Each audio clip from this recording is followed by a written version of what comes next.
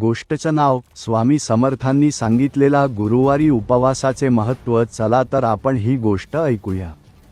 अक्कलकोट येथे श्री स्वामी समर्थ महाराजांचा दरबार रोजप्रमाणे भरला होता. दूरदूरहून भक्त येत असत. त्या गर्दीत एक स्त्री रोज दर्शनासाठी येत असे. ती नेहमी स्वामींना नम्रपणे नमस्कार करून बाजूला बसत असे, पण तिच्या चेहऱ्यावर नेहमी चिंता दिसायची.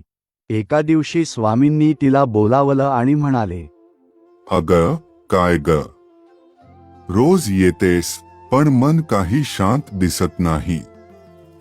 ती स्त्री डोळ्यात पाणी आणून म्हणाली, महाराज, माझं संसाराचं ओझं वाढलंय, नवऱ्याचं आरोग्य बिघडलंय, घरात सतत भांडणं आणि मनाला शांती नाही. स्वामी शांत हसले.